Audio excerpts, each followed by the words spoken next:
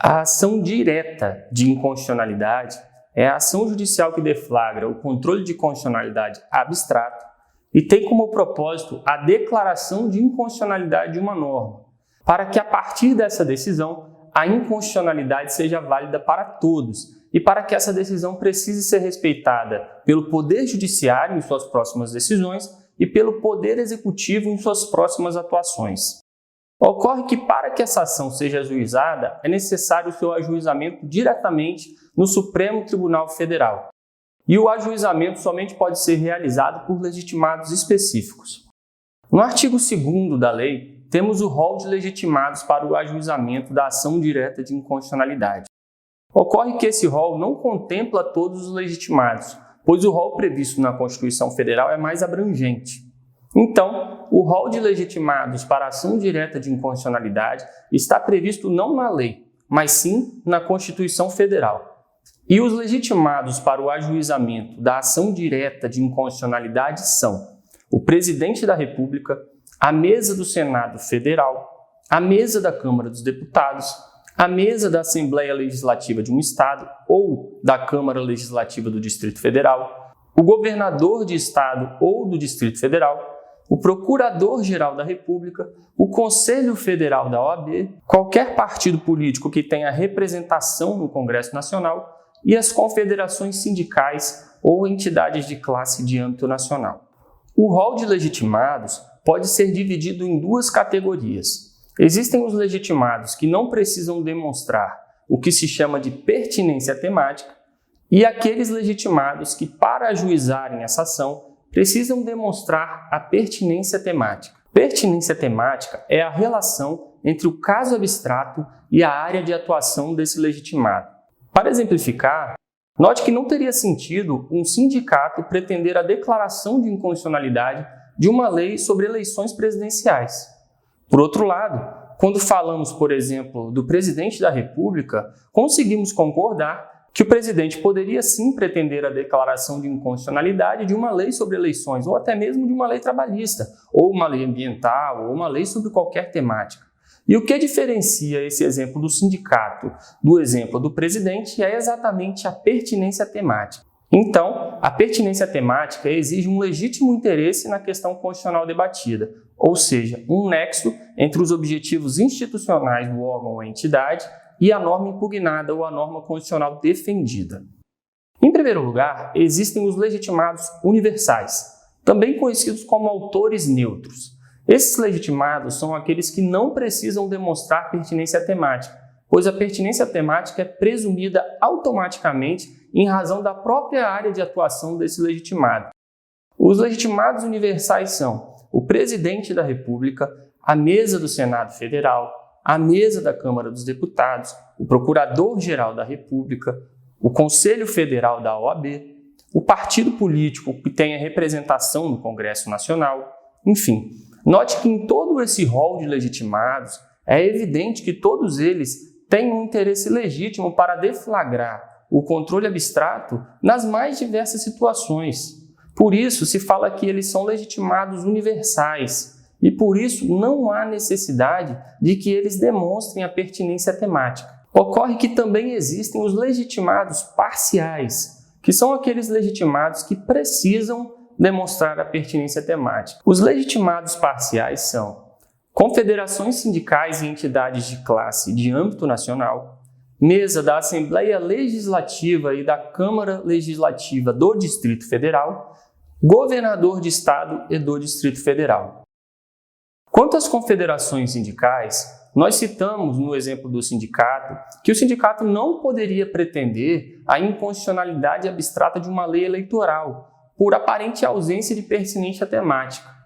No caso das entidades de classe de âmbito nacional, imagine, por exemplo, a Associação Nacional dos Magistrados Estaduais, que é uma entidade de classe, pretendendo a inconstitucionalidade de uma lei ambiental. Não faz sentido, pois a defesa do meio ambiente não parece ser uma finalidade institucional dessa entidade de classe de magistrados. Mas, se por algum motivo houver pertinência temática nesse caso, será necessário demonstrar. A partir dessa mesma linha de raciocínio, podemos perceber que seria estranho uma lei específica da esfera federal ser questionada pela mesa de uma Assembleia Legislativa Estadual ou da Câmara Legislativa do Distrito Federal, ou então por um governador de um estado ou do Distrito Federal. Isso porque é bastante provável que, nesse caso, não exista pertinência temática. Mas, se houver pertinência temática, será necessário demonstrar o preenchimento desse requisito. Então, vamos recapitular. Os legitimados ativos podem ser classificados em legitimados universais e legitimados parciais. Os legitimados universais, também conhecidos como autores neutros, são aqueles que têm a pertinência temática presumida, de forma que não precisam demonstrar a existência de pertinência temática. E os legitimados parciais são aqueles que precisam demonstrar a pertinência temática para que assim possam deflagrar o controle de constitucionalidade abstrato. Outro tema relevante no estudo das ações de controle abstrato é a capacidade postulatória. Capacidade postulatória é um tema estudado em direito processual civil, mas basicamente é a capacidade para postular em juízo. Em palavras mais práticas, capacidade postulatória seria a capacidade para peticionar nos autos de um processo judicial. É possível classificar os legitimados ativos para o ajuizamento de ações de controle abstrato entre aqueles que possuem capacidade processual plena e capacidade processual limitada. A capacidade processual plena, também conhecida como capacidade postulatória especial, seria a capacidade que alguns desses legitimados têm de praticar inclusive aqueles atos que usualmente seriam atos privativos de advogado. Em outras palavras, aquele que possui capacidade processual plena poderá atuar nas ações judiciais de controle abstrato sem a necessidade de ser representado judicialmente, seja por um advogado ou por um procurador. Então vamos exemplificar. O presidente da República pode, em nome próprio, ajuizar uma ação direta de inconstitucionalidade. Ele mesmo pode peticionar e praticar os próximos atos nessa ação de controle abstrato, pois não há necessidade de representação judicial, nesse caso, pela Advocacia Geral da União. Isso significa que o presidente da República, para fins de controle abstrato, possui capacidade processual plena. E o rol de legitimados que possuem capacidade processual plena abrange o presidente da República, a mesa do Senado Federal, a mesa da Câmara dos Deputados, a mesa da Assembleia Legislativa do Estado ou da Câmara Legislativa do Distrito Federal, o governador de Estado ou do Distrito Federal, o Procurador-Geral da República e o Conselho Federal da OAB. Por outro lado, temos a capacidade processual limitada, que basicamente indica que o legitimado precisará atuar por meio de representação judicial. Em palavras mais práticas, esses legitimados precisam contratar um advogado para ajuizar uma ação direta de constitucionalidade ou ação declaratória de constitucionalidade. E esses legitimados com capacidade processual limitada são partido político, confederação sindical e entidade de classe de âmbito nacional. Perceba que esses legitimados com capacidade processual limitada têm em comum o fato de terem uma certa feição privada, e essa característica peculiar faz com que eles necessitem de representação judicial por um advogado. Sobre esse tema, veja esse informativo do Supremo Tribunal Federal.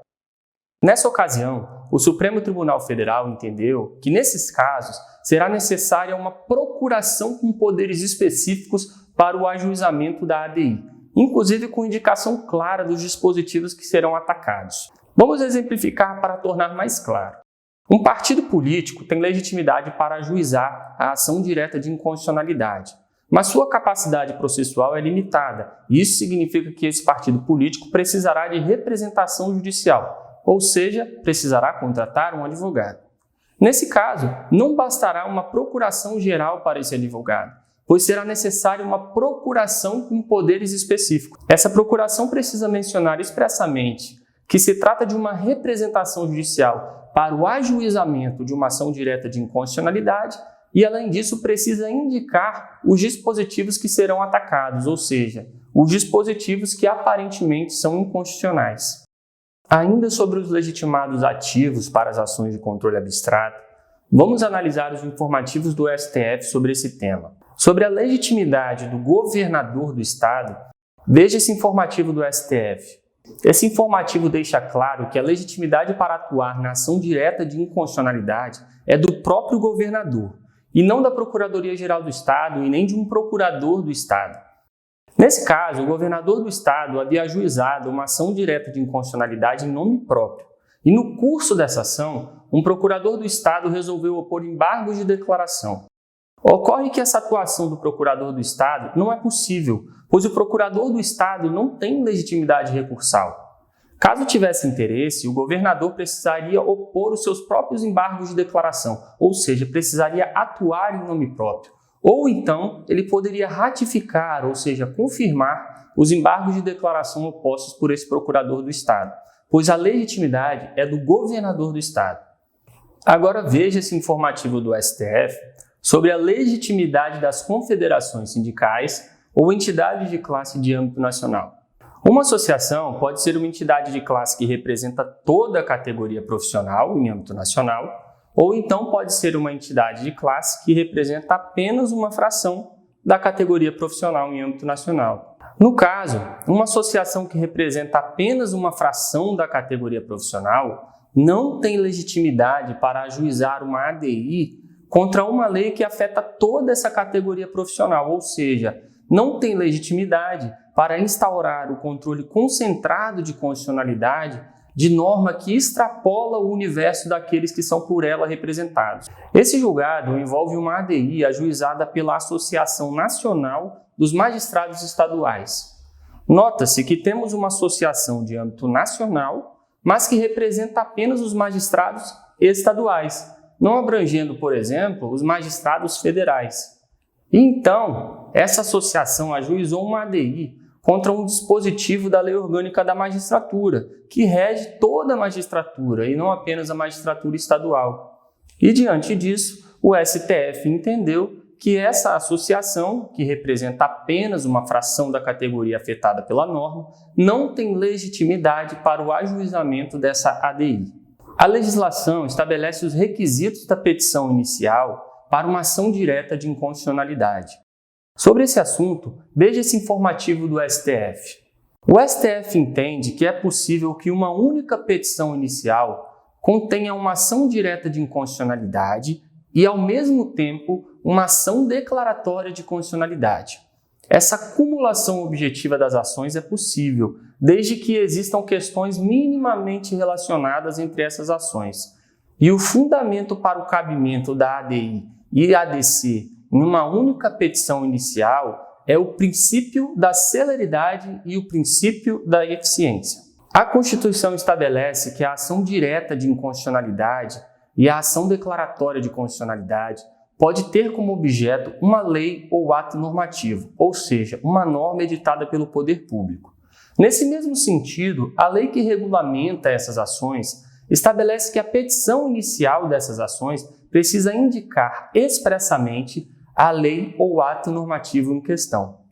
Diante disso, precisamos entender exatamente o que seria a lei e o que seria ato normativo para entender quais seriam as normas que podem ser objeto de ação direta de inconstitucionalidade ou ação declaratória de constitucionalidade. Então, a grosso modo, podem ser objetos de ADI ou ADC as leis ou atos normativos editados pelo poder público. Mas o que seria lei e o que seria ato normativo? Lei aqui está se referindo à lei em sentido amplo, o que abrange toda sorte de normas que resultam do processo legislativo tal qual conhecemos. Quando aprofundarmos no estudo do processo legislativo, entenderemos que o processo legislativo pode originar as seguintes normas, ou seja, as seguintes leis em sentido amplo: uma emenda constitucional, uma lei complementar, uma lei ordinária, uma lei delegada, uma medida provisória, um decreto legislativo ou uma resolução do Congresso Nacional. Em sentido amplo, todas essas espécies são leis. Note que quando mencionamos que uma lei pode ser objeto da ADI, estamos nos referindo inclusive a uma norma criada por emenda constitucional. Então, até mesmo uma norma prevista na Constituição pode ter a sua constitucionalidade questionada por meio de uma ADI, ou então pode ser objeto de uma ADC, bastando que seja uma norma criada por uma emenda constitucional. Então vejamos, As normas constitucionais criadas pelo poder constituinte originário, ou seja, aquelas contidas no texto original e inicial da Constituição, são manifestações do poder constituinte originário, que é ilimitado, incondicionado e inaugural. E, portanto, essas normas não podem ser submetidas ao controle de constitucionalidade. Entretanto, as normas constitucionais criadas pelo poder constituinte derivado reformador, ou seja, aquelas normas constitucionais incluídas por emendas constitucionais, são manifestações do poder constituinte derivado, que, por sua vez, é limitado, condicionado e dependente, motivo pelo qual essas normas incluídas por emenda constitucional na Constituição podem sim ser submetidas ao controle de constitucionalidade. Em palavras ainda mais simples, se uma emenda constitucional cria uma norma incompatível com a Constituição, essa será uma norma que será prevista na Constituição, mas que é uma norma inconstitucional. Mas, enfim, todas as normas que são originadas a partir de um processo legislativo são consideradas leis em sentido amplo e, por esse motivo, podem ser objeto de ADI e ADC. Da mesma forma, os atos normativos editados pelo poder público também podem ser objetos de ADI e ADC. Mas o que seria ato normativo para fins de controle abstrato? Ato normativo seria todas as demais normas que não se enquadram no conceito de lei em sentido amplo, ou seja, seriam todas as normas que não são originadas a partir de um processo legislativo. Por exemplo, imagine um decreto expedido pelo presidente da República reduzindo a jornada de trabalho dos servidores públicos federais. Esse decreto é uma norma, mas não surge a partir de um processo legislativo. Por isso, trata-se de um ato normativo e não de uma lei em sentido amplo. Agora, um detalhe importante: ato normativo secundário não pode ser objeto de ADI ou ADC. Para compreender essa afirmação, é necessário saber diferenciar um ato normativo primário de um ato normativo secundário. Ato normativo primário é aquele ato que, assim como as leis, pode inovar o ordenamento jurídico, ou seja, pode criar, modificar ou extinguir um direito. Por exemplo, um ato normativo primário pode proibir a pesca de uma espécie ameaçada, ou seja, um ato normativo primário pode restringir o direito de pescar. Desse modo, as leis e atos normativos primários são autônomos, pois são normas que podem por si só criar, modificar ou extinguir um direito. Por outro lado, ato normativo secundário, também conhecido como ato normativo não autônomo, é também uma norma, mas é uma norma que existe apenas para estabelecer como outra norma deve ser interpretada ou aplicada. Por exemplo, suponha que existe uma lei proibindo a pesca predatória, mas sem definir o que seria pesca predatória. Então, em seguida, surge uma portaria do Ministério do Meio Ambiente prevendo que a pesca com redes arrastadas pelo fundo do oceano é uma pesca considerada predatória. Note que essa portaria, que é o ato normativo secundário, apenas interpreta a lei. Entretanto, essa portaria, ou seja, esse ato normativo secundário, tem uma característica peculiar. É uma norma não autônoma, ou seja, é uma norma que existe em função da lei ou do ato normativo primário. Dessa forma, o ato normativo secundário é uma norma que existe apenas para interpretar ou aplicar corretamente uma outra norma. Agora vamos retomar a nossa afirmação. Ato normativo secundário não pode ser questionado por ADI. Vamos exemplificar para ficar claro. A Constituição prevê que todos nós temos direito ao meio ambiente ecologicamente equilibrado. Suponha que exista uma lei proibindo a pesca predatória e, em seguida, surge uma portaria do meio ambiente autorizando a pesca predatória durante os meses de inverno. Veja que essa portaria, ou seja, esse ato normativo secundário, está visivelmente viciado, está visivelmente maculado. Nesse exemplo, temos um ato normativo secundário que viola diretamente a lei e indiretamente também acaba violando a Constituição, pois viola o direito ao meio ambiente ecologicamente equilibrado. Mas se esse ato normativo secundário viola indiretamente a Constituição, por que motivos não caberia a ação direta de inconstitucionalidade? Porque antes de ser inconstitucional, esse ato já é ilegal. A questão se resolve pelo mero controle de legalidade, ou seja, basta declarar que esse ato normativo secundário é ilegal. Não é necessário realizar o controle de constitucionalidade, que é uma via excepcional e complexa, quanto mais no STF pela via abstrata. É por isso que o STF entende que a ADI só é possível em casos de violação direta da Constituição, de modo que não é aceita a tese da inconstitucionalidade indireta ou reflexa. Então vamos recapitular. A petição inicial de uma ADI ou ADC precisa indicar a lei ou o ato normativo em questão. Mas sabemos que o ato normativo secundário não pode ser objeto dessas ações, pois a questão é de ilegalidade e não inconstitucionalidade. Agora que sabemos identificar as leis e atos normativos que podem ser objeto de ADI ou ADC, vamos aprofundar em informativos do Supremo Tribunal Federal. Veja esses informativos. No primeiro caso, temos uma ação direta de inconstitucionalidade que foi ajuizada para impugnar uma resolução do Conselho Nacional do Ministério Público. No segundo caso, temos uma ação direta de inconstitucionalidade que foi ajuizada para impugnar uma resolução do Tribunal Superior Eleitoral. Em ambos os casos, o STF entendeu que é possível o ajuizamento de ADI contra essas resoluções, pois essas resoluções são verdadeiros atos normativos primários. Embora não tenham surgido a partir de um processo legislativo, essas resoluções são normas e são normas autônomas, com aptidão para inovar o ordenamento jurídico. Isso significa que essas resoluções têm generalidade e abstração, o que são características das normas. Então, essas resoluções não são meros atos normativos secundários. Dessa forma, podemos concluir que cabe ADI para impugnar norma prevista em resolução do Conselho Nacional do Ministério Público e do Tribunal Superior Eleitoral. Agora vamos analisar o entendimento do STF sobre o cabimento de ADI para impugnar decretos editados pelo Poder Executivo. O Poder Executivo pode editar decretos autônomos e decretos regulamentares.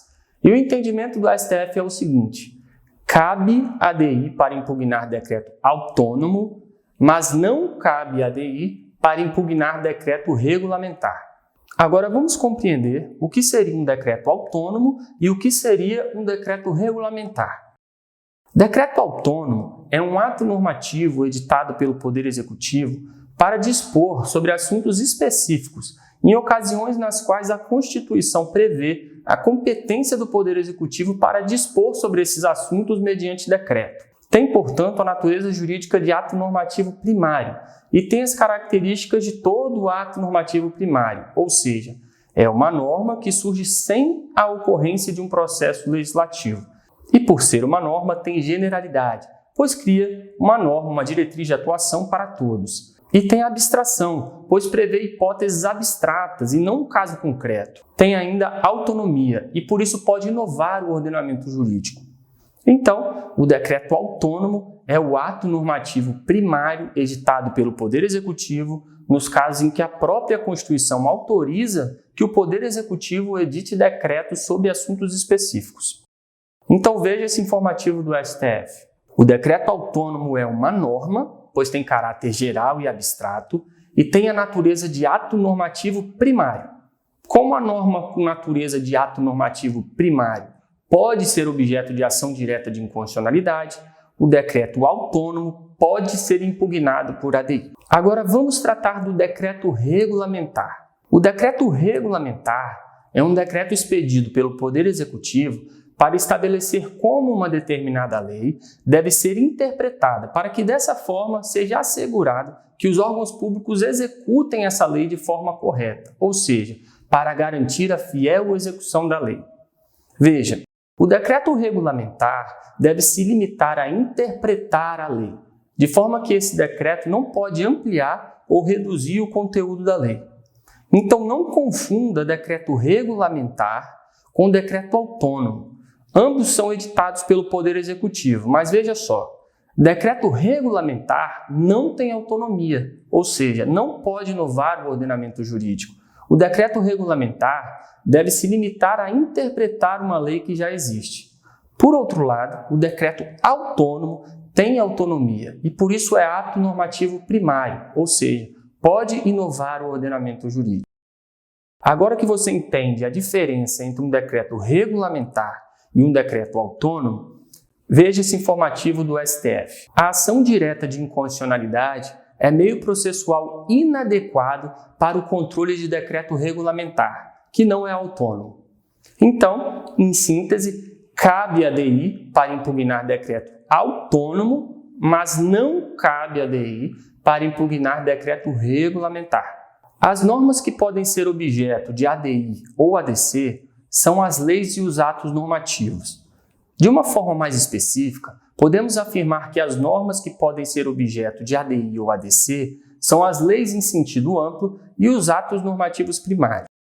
As leis em sentido amplo são as normas que são resultados do processo legislativo, o que abrange, inclusive, as normas criadas por emendas constitucionais. Os atos normativos primários são as normas que não são originadas a partir de um processo legislativo, mas, assim como as leis, têm aptidão para inovar o ordenamento jurídico. Por fim, os atos normativos secundários não podem ser impugnados por ADI ou ser objeto de ADC, pois basta reconhecer que esse ato normativo secundário é ilegal ou legal.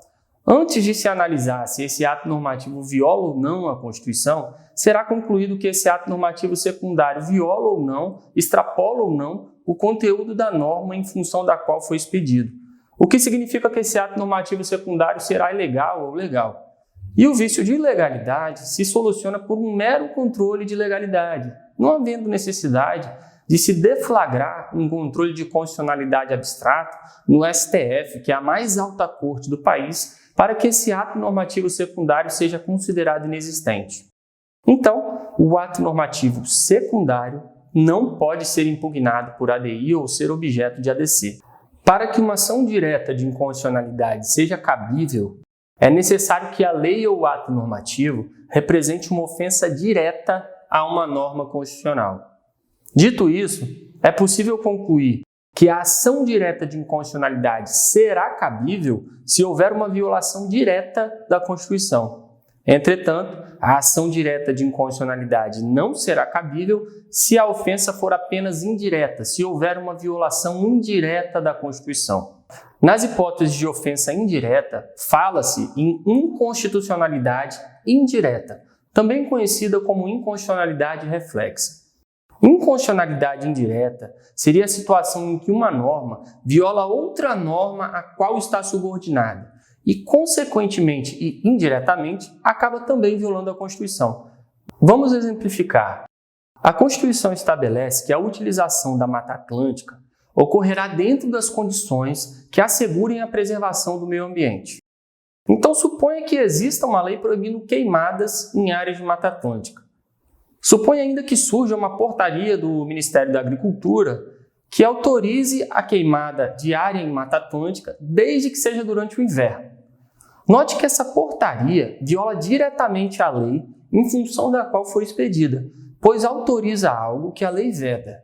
Isso significa que essa portaria é claramente legal, mas indiretamente essa portaria acaba também violando a Constituição, pois ela não assegura a preservação da Mata Atlântica. Esse é exatamente o cenário que representa a inconstitucionalidade indireta ou reflexa. Ocorre que a inconstitucionalidade indireta não justifica o controle abstrato de constitucionalidade, pois a questão pode ser facilmente solucionada mediante um simples controle de legalidade.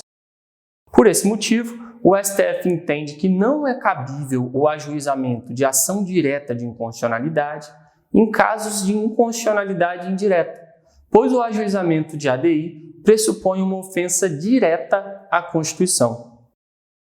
A legislação estabelece que um dos requisitos da petição inicial da ADI é a indicação dos fundamentos jurídicos do pedido.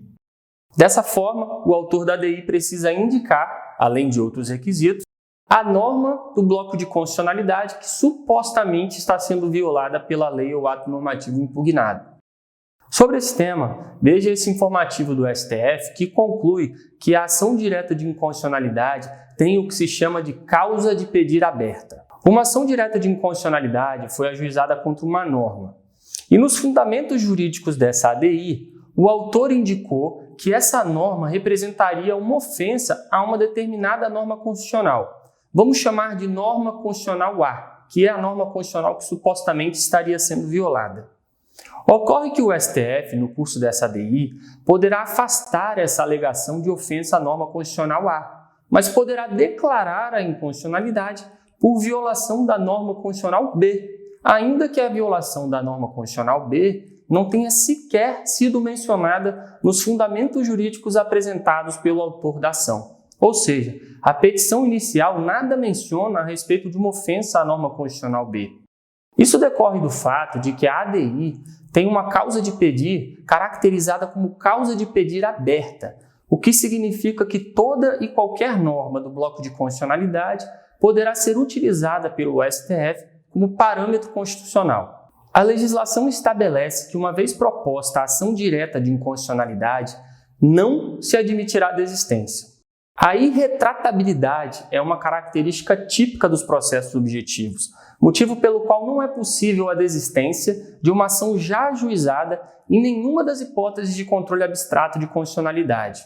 Então, as ações do controle abstrato são irretratáveis, não sendo admitida a desistência após o ajuizamento. A legislação estabelece que não se admite intervenção de terceiros em ação direta de inconstitucionalidade, mas há hipóteses em que certos órgãos ou entidades poderão se manifestar no processo. Bom, a inadmissibilidade da intervenção de terceiros é uma característica típica dos processos objetivos, não sendo admitido, portanto, intervenção de terceiros em ações de controle abstrato. Entretanto, a legislação prevê a possibilidade de haver manifestações de órgãos ou entidades em razão da relevância da matéria e da representatividade desses órgãos ou entidades. Então, veja, no controle abstrato, em regra, não cabe intervenção de terceiros. A exceção é a manifestação desses órgãos ou entidades, fenômeno que caracteriza a atuação do amicus curiae. Vamos compreender. Amicus curiae é um tema estudado em direito processual civil. Basicamente, amicus curiae é um órgão ou entidade com muito conhecimento do assunto e que, por esse motivo, a manifestação desse órgão ou entidade é capaz de auxiliar o judiciário em sua decisão. Do ponto de vista prático, a admissão da manifestação desses órgãos ou entidades serve para garantir um maior respaldo técnico para as decisões do judiciário em assuntos mais complexos e para garantir maior segurança para que o judiciário possa decidir sobre esses temas. No direito processual civil, a atuação do amicus curiae é compreendida como uma forma de intervenção de terceiros. E agora que compreendemos o básico sobre o amicus curiae, vamos tratar especificamente das ações de controle abstrato. A legislação prevê expressamente a admissibilidade da atuação do amicus curiae na ADI. Embora não exista previsão similar para a ADC e para a ADPF, essa questão é pacífica na jurisprudência do STF. Há possibilidade de atuação do amicus curiae em todas as ações do controle abstrato. Então, em todas as ações de controle abstrato, é possível a atuação desses órgãos ou entidades, ou seja, admite-se o amicus curiae na ação direta de inconstitucionalidade, na ação declaratória de constitucionalidade e também na arguição de descumprimento de preceito fundamental. Por questões óbvias, o STF exige o requisito da pertinência temática, ou seja, precisa existir uma correlação entre a área de conhecimento desse órgão e entidade e o tema que está sendo discutido no curso da ação. Em outras palavras, é necessário que seja um órgão ou entidade com expertise técnica no assunto debatido. A decisão do relator que admite a manifestação desse órgão ou entidade é uma decisão irrecorrível, ou seja, não se admite recurso contra a decisão do relator que resolve admitir a participação do amicus curiae na ação de controle abstrato. Por outro lado, se o relator inadmitir essa participação, admite-se a interposição de recurso. Um outro detalhe é que o amicus curiae não pode interpor recursos contra as decisões proferidas durante o curso das ações de controle abstrato. Isso porque esse órgão ou entidade precisa ser imparcial e não deve ter um interesse direto no desfecho do controle abstrato, motivo pelo qual o amicus curiae não pode ter um interesse recursal nessa ação. Mas atenção, existe uma ressalva importante, um caso em que será possível a interposição de recurso pelo amicus curiae, que é contra a decisão que recusa sua participação no processo, ou seja, contra sua inadmissão no processo. Vamos compreender. Se o órgão ou entidade pretende atuar na ação de controle abstrato, e eventualmente o relator indefere sua participação, esse órgão ou entidade poderá recorrer com o propósito de tentar reformar essa decisão do relator e assim garantir a sua atuação na ação de controle abstrato. Então, quanto à interposição de recurso pelo amicus curiae no controle abstrato, temos que, em regra, o amicus curiae não pode interpor recurso. Como exceção, o amicus curiae poderá interpor recurso contra a decisão do relator que indefere sua admissão. Sobre a atuação do amicus curiae, veja esse informativo do STF. O amicus curiae não tem legitimidade para requerer medida cautelar em ADI. Como o órgão ou entidade não tem legitimidade para propor uma ADI, é natural que também não tenha legitimidade para requerer uma medida cautelar em ADI.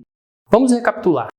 Nas ações de controle abstrato, não é admitida a intervenção de terceiros, com a exceção do amicus curiae.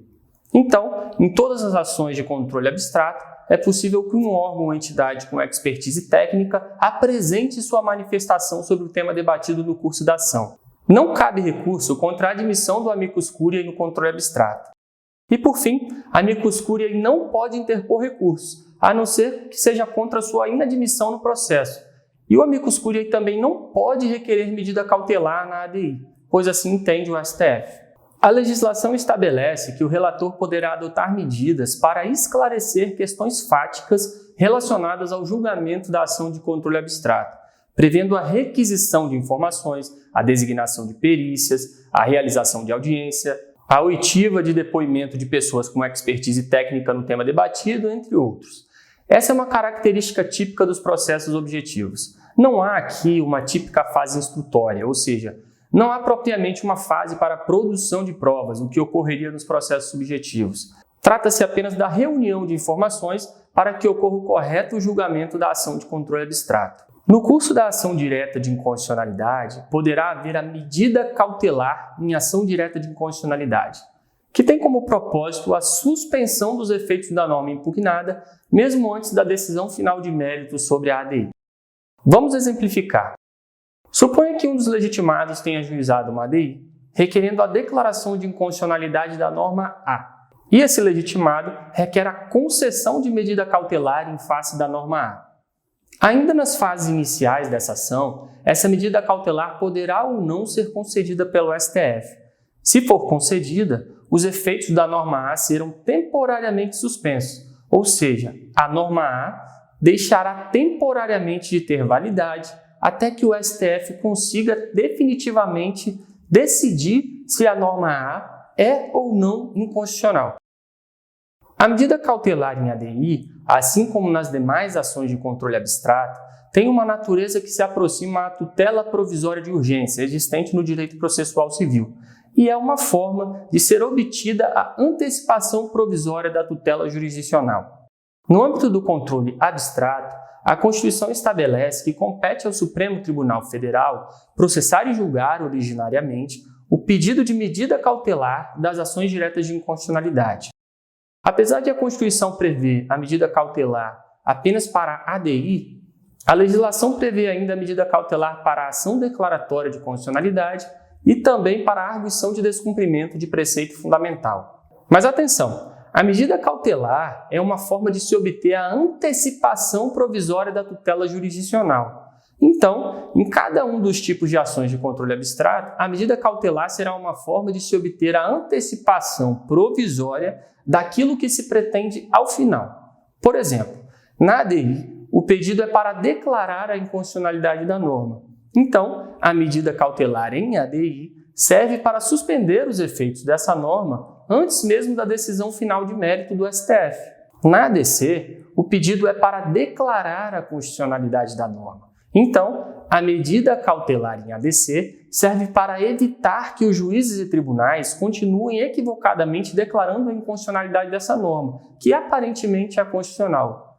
Desse modo, a medida cautelar em ADC será para suspender o julgamento dos processos que envolvam a aplicação dessa norma, enquanto o STF não tem tempo para resolver definitivamente a questão e declarar a constitucionalidade em abstrato dessa norma. Então, o importante é compreender que a medida cautelar em controle abstrato é uma forma de se obter a antecipação provisória da tutela jurisdicional. E como a tutela jurisdicional pretendida é diferente em cada uma das ações de controle abstrato, a medida cautelar terá propósitos diferentes em cada uma das ações de controle abstrato. A maioria absoluta é o quórum necessário para a concessão da medida cautelar nas ações de controle abstrato. Vamos retomar o estudo da medida cautelar, especificamente no curso da ação direta de inconstitucionalidade. A legislação estabelece que a medida cautelar, dotada de eficácia contra todos, será concedida com efeito ex nunc, salvo se o tribunal entender que deva conceder-lhe eficácia retroativa. Vamos comparar os efeitos da medida cautelar em ADI com a declaração de inconstitucionalidade em ADI. Em ambos os casos, a decisão terá eficácia contra todos. Entretanto, temos uma diferença quanto à eficácia retroativa. Na declaração de inconstitucionalidade, que ocorre ao final da ADI, via de regra, o seu efeito será ex tunc, ou seja, será retroativo, de forma que será como se aquela norma inconstitucional nunca tivesse existido. Porém, na medida cautelar em ADI, que ocorre no curso da ADI, a regra é que o efeito seja ex nunc. Vamos compreender. A decisão que concede a medida cautelar em ADI é uma decisão que é proferida a partir de um juízo de cognição sumária, ou seja, um juízo muito superficial. É diferente do juízo de cognição exauriente, ou seja, do juízo mais profundo de certeza, que ocorrerá na decisão final do processo. Por isso, por ser pautado em um juízo de cognição sumária, é natural que se tenha mais cautela com as consequências dessa decisão que concede a medida cautelar. Essa decisão é uma decisão precária e pode inclusive estar equivocada.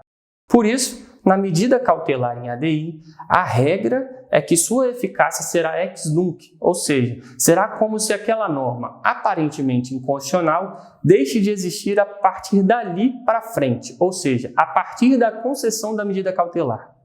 Entretanto, o tribunal pode analisar a hipótese e decidir que aquela medida cautelar em especial precisa ter efeito ex tunc. A legislação estabelece ainda que a concessão da medida cautelar torna aplicável a legislação anterior a caso existente, salvo expressa manifestação em sentido contrário.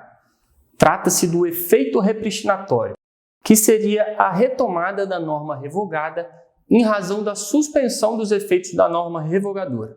Vamos exemplificar. Suponha que exista uma norma A. Ocorre que surge uma norma B e essa norma B revoga a norma A.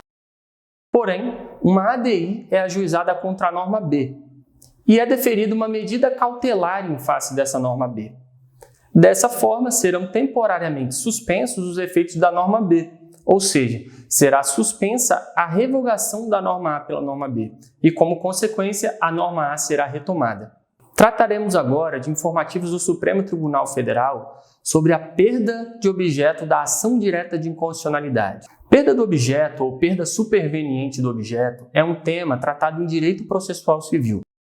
Suponha que tenha sido ajuizada uma ação e durante o curso dessa ação ocorra algum acontecimento que faz com que o julgamento dessa ação não tenha mais nenhuma utilidade prática. Como o julgamento da ação deixou de ter utilidade prática, significa que a ação perdeu o seu objeto e, consequentemente, não há mais interesse jurídico no julgamento dessa ação. Tendo em vista que o interesse jurídico é uma condição da ação, esse processo deve ser extinto sem resolução do mérito. Por exemplo, suponha que um indivíduo ajuizou uma ação para receber do governo um medicamento necessário para a sua sobrevivência. Ocorre que durante o curso dessa ação, acontece o falecimento desse indivíduo e a ação perde o seu objeto. Veja que não há mais nenhuma utilidade em decidir sobre o mérito da ação, ou seja, não há mais nenhuma utilidade em decidir se aquele medicamento deve ou não ser entregue. Então, em razão da perda do objeto, ocorre a falta de interesse de agir superveniente e o judiciário deverá extinguir esse processo sem decidir o mérito, ou seja, sem decidir se o medicamento deve ou não ser entregue. Agora que compreendemos o básico sobre a perda do objeto, vamos analisar esses informativos do STF sobre a perda do objeto da ADI. Veja esse informativo do STF. A conversão da medida provisória em lei não causa a perda do objeto da ADI. Uma ADI foi ajuizada contra uma norma contida em uma medida provisória. Durante o curso da ADI, essa medida provisória acaba sendo convertida em lei sem modificação do texto. Nesses casos, não ocorre a perda do objeto e a ADI poderá ser julgada, mesmo com a conversão da medida provisória em lei. Agora veja esse informativo do STF. A revogação ou modificação da norma constitucional supostamente violada não caracteriza a perda de objeto da ADI. Uma ADI foi ajuizada em face de uma norma que supostamente viola uma norma constitucional A. Durante o curso da ADI, uma emenda constitucional modifica ou revoga a norma constitucional A, ou seja, ocorre a modificação ou revogação do paradigma constitucional. Ocorre que mesmo diante dessa alteração do paradigma constitucional, ainda há interesse jurídico no julgamento do mérito dessa ADI. Por exemplo, sendo reconhecido que aquela norma impugnada já nasceu inconstitucional, pois nasceu em ofensa à norma constitucional A, ocorrerão os efeitos típicos do controle abstrato, como por exemplo o efeito ex tunc, que fará com que essa norma impugnada seja inexistente e com isso possa ser reconhecida a nulidade todos os efeitos jurídicos dela decorrentes. Vamos exemplificar. Suponha que a Constituição contém uma norma proibindo a cobrança de impostos sobre compra e venda de veículos elétricos. Mas mesmo com essa proibição pela Constituição, suponha que surja uma lei instituindo um imposto sobre a compra e venda de veículos elétricos. E por isso, todos os contribuintes que negociam os veículos elétricos estão recebendo cobranças desse tributo. Ocorre que essa lei é evidentemente inconstitucional. Em consequência disso, uma ADI é ajuizada contra essa lei. Durante o curso dessa ação, suponha que uma emenda constitucional modifique essa norma constitucional e esse imposto passe então a ser autorizado pela Constituição. Mesmo com essa alteração, essa lei continuará a ser inconstitucional, pois essa lei nasceu inconstitucional e a inconstitucionalidade é um vício insanável. Nós sabemos que essa lei, que nasceu inconstitucional, não pode se transformar em uma lei constitucional, pois não existe constitucionalidade superveniente. Dito isso, vamos analisar a situação da ADI, agora que é permitida pela Constituição a cobrança de impostos sobre veículos elétricos. Note que não houve a perda do objeto, pois ainda existe utilidade prática em saber se aquela lei é ou não inconstitucional. Por exemplo, se aquela lei for declarada inconstitucional, teremos o efeito ex tunc, e será como se essa lei nunca tivesse existido. Com isso, todas as cobranças daquele imposto nunca deveriam ter sido realizadas e, por isso, precisará ocorrer a restituição desses valores aos contribuintes. Então, com esse informativo do STF, é possível concluir que a revogação ou modificação da norma constitucional supostamente violada não caracteriza a perda do objeto da ADI. Em palavras mais simples, o julgamento da ADI poderá ocorrer normalmente. Agora vamos tratar do caso em que a norma constitucional permanece intacta, mas o que é modificado ou revogado é a norma impugnada. Veja esses informativos do STF sobre a revogação ou modificação da norma impugnada antes do julgamento da ADI. Note que, em regra, a revogação ou modificação da norma impugnada caracteriza a perda do objeto e, por esse motivo, causará a extinção da ADI. Na primeira hipótese, o STF entendeu que a revogação de norma cuja constitucionalidade é questionada por meio de ação direta enseja a perda superveniente do objeto da ação. Já na segunda hipótese, a norma impugnada sofreu sucessivas modificações legislativas e o autor não realizou o aditamento da inicial. Bom, uma ADI foi ajuizada contra uma norma e essa norma sofreu sucessivas modificações legislativas, ou seja, essa norma foi alterada várias e várias vezes pelo Poder Legislativo e, nesse caso, o autor precisaria aditar a petição inicial para incluir o pedido correto, ou seja, para que fosse declarada a inconstitucionalidade de todas essas sequências de normas, inclusive a última dessas normas. Ocorre que esse autor ficou inerte e não realizou o aditamento. Exatamente em um caso desse, o Supremo Tribunal Federal reconheceu a perda do objeto da ADI e não apreciou o mérito da ação. Diante disso, podemos concluir que, em regra, a revogação ou modificação da norma impugnada caracteriza a perda do objeto e causa a extinção da ADI. Entretanto, há 3 exceções já reconhecidas em outros informativos do STF. Em outras palavras, há 3 situações em que a revogação ou modificação da norma impugnada não caracteriza a perda do objeto da ADI. E essas exceções são: revogação proposital para evitar as consequências do efeito ex tunc, revogação da norma impugnada por outra norma com conteúdo similar, e o STF julga o mérito da ADI sem ter sido comunicado previamente a respeito da revogação da norma atacada. O primeiro caso é a revogação proposital para evitar as consequências do efeito ex tunc, que seria um efeito da declaração de inconstitucionalidade.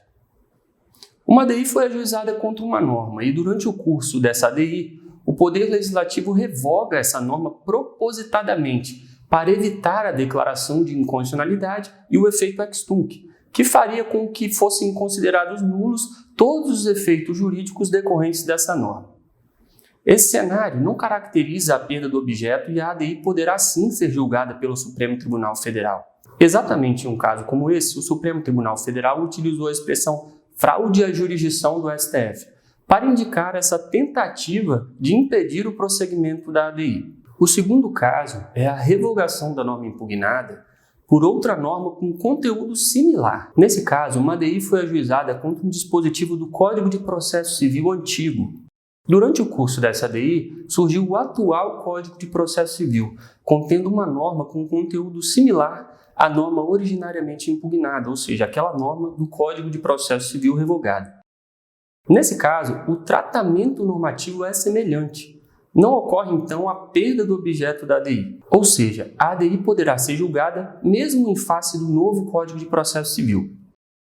O terceiro caso ocorre na ocasião em que o STF julga o mérito da ADI sem ter sido comunicado previamente a respeito da revogação da norma atacada. Uma ADI foi ajuizada em face de uma norma, e durante o curso dessa ADI, essa norma foi revogada.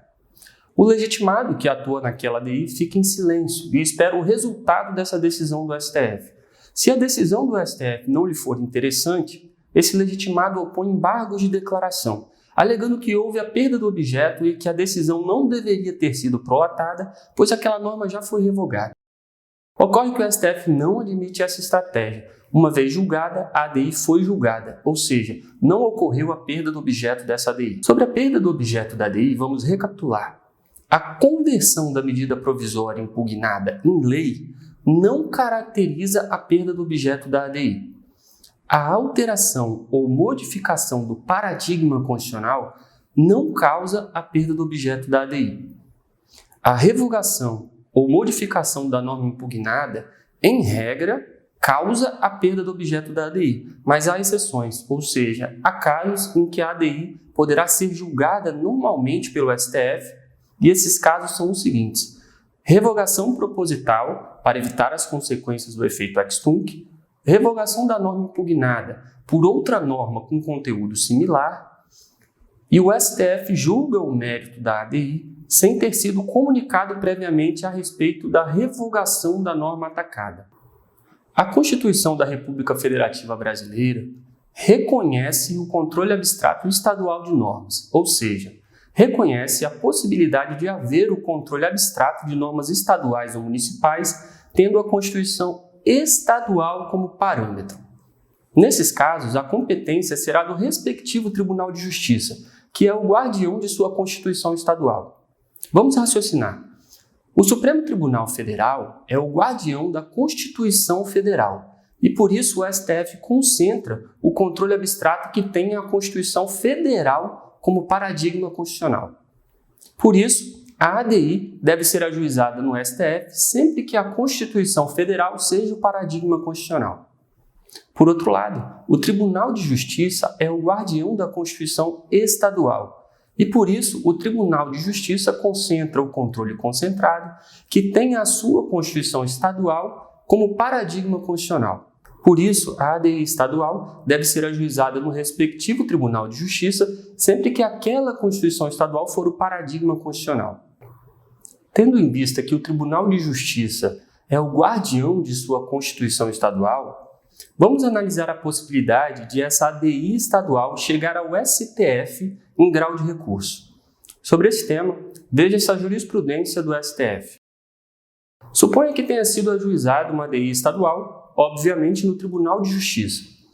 No curso desse processo, o Tribunal de Justiça prolata sua decisão.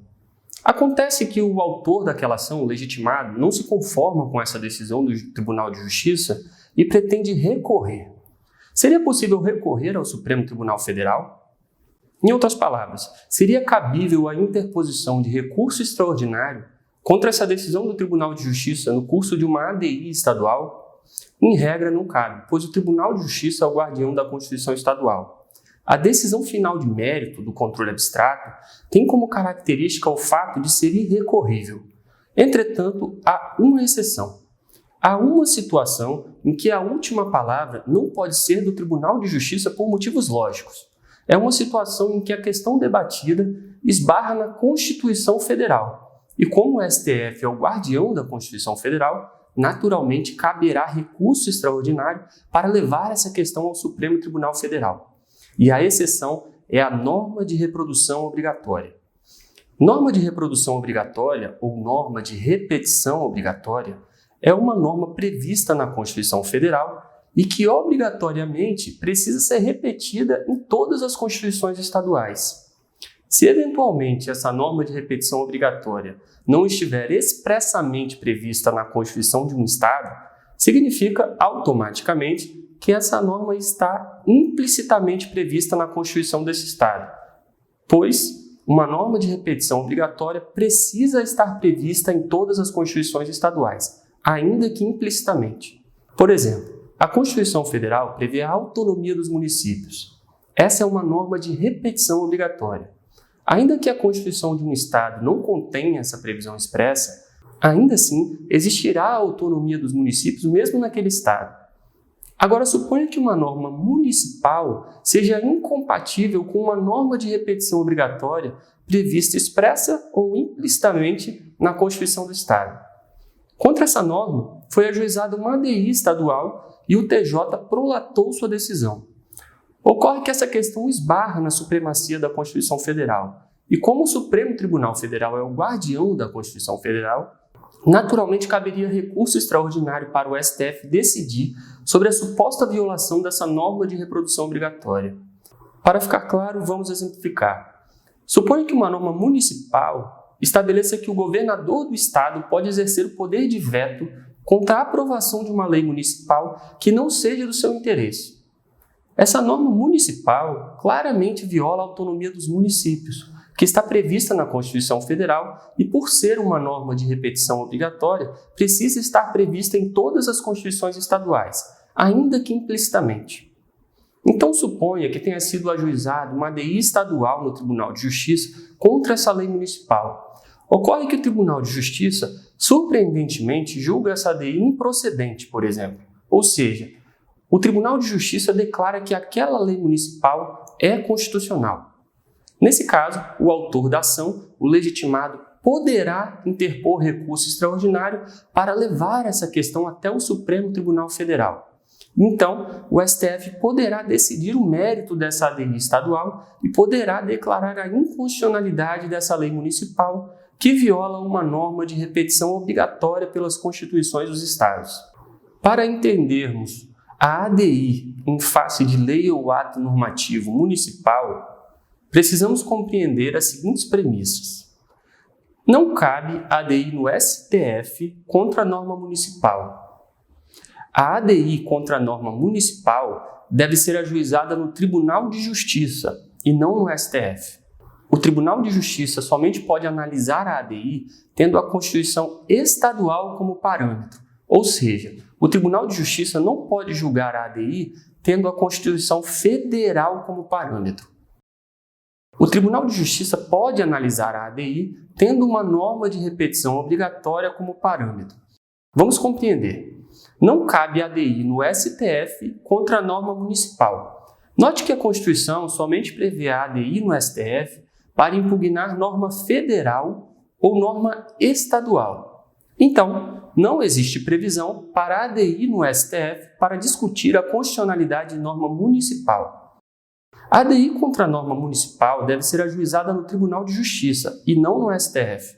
A competência para a ADI contra a norma municipal só pode ser do Tribunal de Justiça, ou seja, a ADI, para impugnar uma norma municipal, precisa ser ajuizada no Tribunal de Justiça, pois não existe previsão de ajuizamento no STF.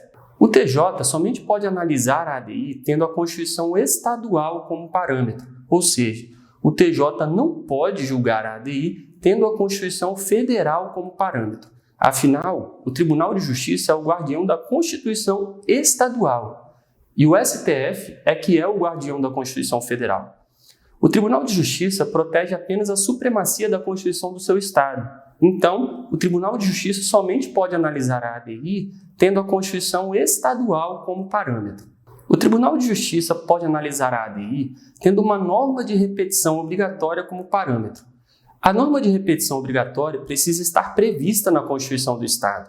Se não estiver expressamente prevista, estará prevista implicitamente. Então, caberá a ADI no Tribunal de Justiça para assegurar a supremacia dessa norma, prevista ainda que implicitamente. Nesse caso, a ADI poderá alcançar o Supremo Tribunal Federal mediante recurso extraordinário, e o Supremo Tribunal Federal terá a palavra final, isso é, terá a decisão final de mérito no curso dessa ADI estadual. Agora que entendemos a ação direta de inconstitucionalidade em face de normas municipais, um detalhe importante. Norma municipal que viola a lei orgânica do município é uma norma ilegal. O vício aqui é de ilegalidade. Isso porque a lei orgânica de um município não é uma Constituição. Então não há que se falar em controle de constitucionalidade tendo uma lei orgânica como paradigma, pois a lei orgânica é uma lei. E o vício aqui é de ilegalidade. O Distrito Federal acumula competências legislativas reservadas tanto aos estados como também aos municípios. Desse modo, uma norma distrital pode legislar sobre direito estadual ou sobre direito municipal. Vamos analisar então o caso de uma norma distrital que viola a Constituição Federal. No caso de uma norma distrital de natureza estadual, que viole a Constituição Federal, a ADI é cabível e deve ser ajuizada diretamente no Supremo Tribunal Federal. A competência do STF, pelo mesmo motivo que o STF tem competência para a ADI ajuizada em face de uma norma estadual que viola a Constituição Federal. Por outro lado, no caso de uma norma distrital de natureza municipal, que aparentemente viole a Constituição Federal, não cabe a ADI, nem no STF, nem no Tribunal de Justiça. Não cabe a ADI nessa hipótese pelo mesmo motivo que não cabe a ADI contra a norma municipal que viola aparentemente a Constituição Federal. Agora vamos analisar o caso de uma norma distrital que viola a lei orgânica do Distrito Federal. Atenção! O Distrito Federal não tem Constituição estadual, mas sim uma lei orgânica. As leis orgânicas dos municípios não são constituições, são meras leis. Por isso, não se fala em controle de constitucionalidade de norma que viola a lei orgânica de um município. O que ocorre nesse caso é um simples controle de legalidade, pois essa norma será ilegal e não inconstitucional. Por outro lado, considera-se que a lei orgânica do Distrito Federal tem natureza de verdadeira Constituição local. Então, existe o controle de constitucionalidade de norma distrital que viola a lei orgânica do Distrito Federal. Então, no caso de norma do Distrito Federal que viola a lei orgânica do Distrito Federal, a ADI deve ser ajuizada no Tribunal de Justiça do Distrito Federal. Não havendo, nesse caso, necessidade de se discutir se a norma é de direito estadual ou de direito municipal.